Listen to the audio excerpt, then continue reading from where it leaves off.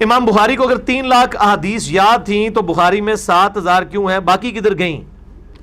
باقی تو کہتے ہیں چھپ گئیں. ہم آپ کو بتاتے ہیں کہ باقی ہے ہی کوئی نہیں تھی، جانی کہاں تھی. یہی تو سب سے بڑا جھوٹ آپ کو بتایا گیا ہے. مجھے بتائیں، نبی علیہ السلام کی پوری زندگی سینٹرڈ اراؤنڈ قرآن ہے. قرآن آپ صلی اللہ علیہ وسلم کی زندگی کے آخری ہفتوں تک نازل ہوتا رہا ہے. تو یہ لاکھوں حدیثیں آپ نے کس زمانے میں بیان کی ہیں؟ حضرت ابو ہریرہ رضی اللہ تعالیٰ نے سب سے زیادہ حدیثیں روایت کی ہیں، ان کی حدیثوں کی تعداد بھی 5500 سے زیادہ نہیں ہے. یہ لاکھوں حدیثیں کبھی بھی نہیں تھیں. نہ نبی علیہ السلام کی کوئی ہزاروں سال کی زندگی تھی کہ آپ نے لاکھوں حدیثیں بیان کی ہیں.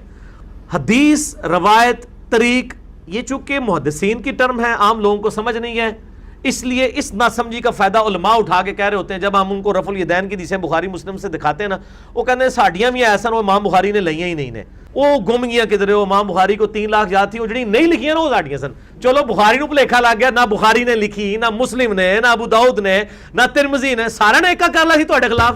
یہ سارے جھوٹے ہیں، تسی سچے ہو. اصلی تسی جھوٹے ہے کہ وہ سارے سچے نے. وہ جی امام احمد بن حنبل کو 6 لاکھ یاد تھی. یہ 6 لاکھ طریق ہوتے تھے. ترک طریق ایک واسطے کو کہتے ہیں، ترک اس کی جمع یعنی چین جو چلتی ہے. مثلا نبی علیہ السلام سے عبداللہ بن عمر نے ایک حدیث سنی، اب وہ آگے 10 تابعین کو سکھا رہے ہیں. حدیث ایک ہوئی، ترک کتنے ہو گئے؟ 10. کیونکہ 10 کے 10 صحابہ جب بیان کریں گے تو 10 کے 10 تابعین مختلف ناموں کے ساتھ حدیثیں آئیں گی نا. عبداللہ بن عمر تو کامن ہوں گے، لیکن نیچے تو 10 بندے لگ گئے نا. ایک وہ جو ہے وہ بیان کرنے والا جو ہے وہ حسن بصری ہوگا، دوسرا ابن سیرین ہوگا، تیسرا کوئی اور کا، روایت ایک ہی ہوگی. اور آگے ہر تابعی 10 تبع تابعین کو سکھائے. 10 تو میں بڑا محتاط کہہ رہا ہوں، تو سینکڑوں میں شاگرد ہوتے تھے. تو تبع تابعین تک پہنچتے ہوئے حدیث کے کتنے ترک ہو گئے؟ 100. اور آگے سے ہر تبع تابعی 10 لے 1000. امام بخاری کو انما الاعمال بالنیات جو بخاری کی پہلی حدیث ہے اور مشکات کی بھی پہلی حدیث ہے اور مسلم میں بھی موجود ہے، اس کے 700 ترک یاد تھے. انما الاعمال بالنیات، اس میں سے انہوں نے چند ایک ترک لیے ہیں بخاری میں. وہ اس طریقے سے حدیثیں تھی، وہ ترک زیادہ ہوتے تھے. اب جیسے بخاری میں حدیث ہے، جس نے میری طرف جھوٹی حدیث منسوب کی وہ اپنا مقام دوزخ میں دیکھ لے. مسلم شریف میں یہ پہلی حدیث ہی یہی ہے، اور ایک صحابی سے نہیں ہے. حضرت مولا علی رضی اللہ تعالیٰ عنہ سے ہے، جابر بن عبداللہ سے ہے، انس بن مالک سے ہے، ابو ہریرہ سے ہے، اسی طریقے سے مغیرہ ابن شعبہ سے ہے رضی اللہ عنہ اجمعین وعلیہم السلام اجمعین. بے شمار صحابہ سے ایک ہی روایت ہے. حدیث تو ایک ہے نا. اب آپ کی بیوقوفی، آپ کہہ دیں گے 7 حدیثیں. یہاں اب 60-70 بندے بیٹھے ہوئے ہیں، میں ایک جملہ بولوں، یہ 70 بندے باہر جا کے بیان کریں، وہ 70 جملے بن جائیں گے یا ایک ہوگا؟ جملہ تو ایک ہی ہوگا، لیکن اس کے ترک 70 بن جائیں گے. تو آپ کو یہ 70 گلاں کی تھی انہوں نے، ایک ہی کی تھی ہے بھائی. نبی علیہ السلام نے لاکھوں باتیں نہیں کی ہوئی ہیں. ٹوٹل حدیثیں جو نبی علیہ السلام کی بنتی ہیں نا، یہ تکرار نکال کے 10,000 سے زیادہ حدیثیں نہیں بنتی ہیں. اب بخاری میں اگر 7563 ہے تو اس میں کئی ریپیٹیشن ہے. وہ ریپیٹیشن آپ ختم کریں تو وہ 3000 کے قریب رہ جائیں گی، اور مزید اس کو کرنا شروع کر دیں اس سے بھی کم ہو جائیں گی، کیونکہ وہی حدیث مسلم میں 1908 احادیث ایسی ہیں جو بخاری و مسلم میں کامن ہے. اب وہ بخاری میں بھی ہے، مسلم میں بھی، آپ دونوں کو جمع تو نہیں کریں گے نا. تو اس طریقے سے سکروٹنگ کرنی شروع کریں تو 10,000 سے زیادہ ابن حجر اسقلانی نے جو لکھا ہے نا، وہ اتنی روایتیں بنتی ہیں. جعلی تو بے شمار نے نا، وہ تو بہ کے بنائی ہیں نا لوگوں نے. حدیث کی کتابوں میں جو سکروٹنگ کر کے اتنی بنتی. اگر مسند احمد میں یہ 40,000 اس کے 27,000 کے قریب روایتیں ہیں، تو اس میں صحابہ کے اقوال بھی ہیں، نبی علیہ السلام کی احادیث بھی ہیں، اور تکرار بھی بے شمار ہے.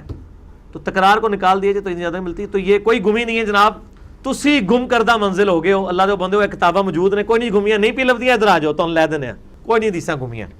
امام بخاری نے مولا علی علیہ السلام سے احادیث کم کیوں لی ہیں اور ابو ہریرہ سے زیادہ کیوں؟ یہ میرے بھائیو بڑا مشکل سوال ہے.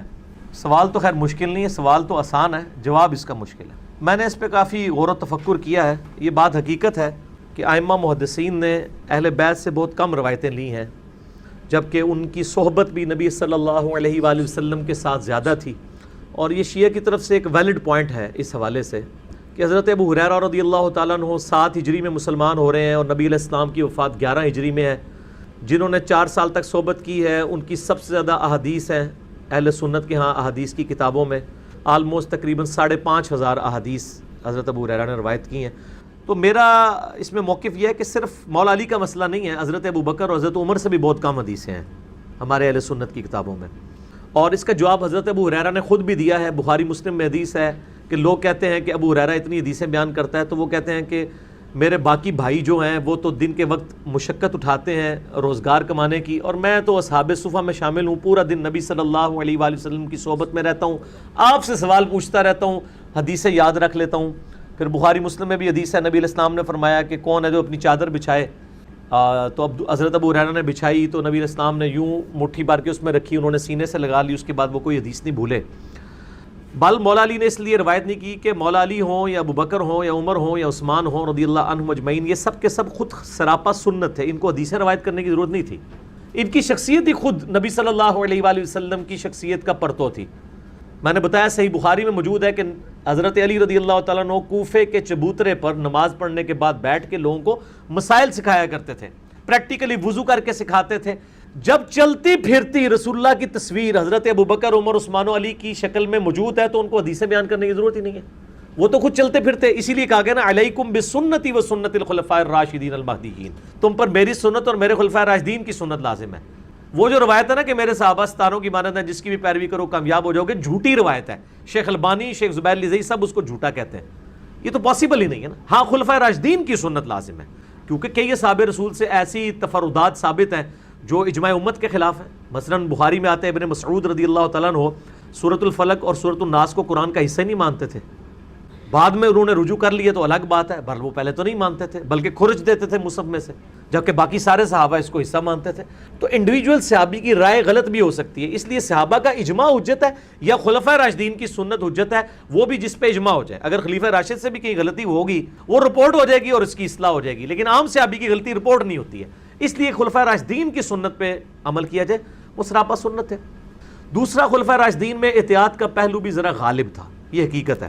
صحیح مسلم میں حدیث ہے کہ مولا علی رضی اللہ تعالیٰ عنہ جب نہروان کے لیے خوارج کے خلاف قتال کرنے کے لیے جا رہے تھے تو انہوں نے اپنے فوج کا مورائل بلند کرنے کے لیے ایک حدیث بیان کی، اور اس سے پہلے انہوں نے بڑے جو ہے حیران کن الفاظ بولے۔ انہوں نے کہا کہ نبی صلی اللہ علیہ وآلہ وسلم سے متعلق میں کوئی ایسی بات بیان کروں جو میں نے خود نہ سنی ہو، میں اس کو اس سے بڑا جرم سمجھتا ہوں اپنے حق میں کہ مجھے آسمان سے زمین پر پٹخ دیا جائے، وہ میں اپنے لیے کم عذاب سمجھتا ہوں، لیکن اس عذاب کو میں بڑا عذاب سمجھتا ہوں کہ میں نبی صلی اللہ علیہ وآلہ وسلم کی طرف کو ایسی بات منسوب کر دوں جو میں نے خود نہ سنی ہو۔ اب ذرا احتیاط کا پہلو دیکھیں، تو پھر ایسے لوگ تو ڈرتے ہی ہوں گے نا روایتیں بیان کرتے ہوئے۔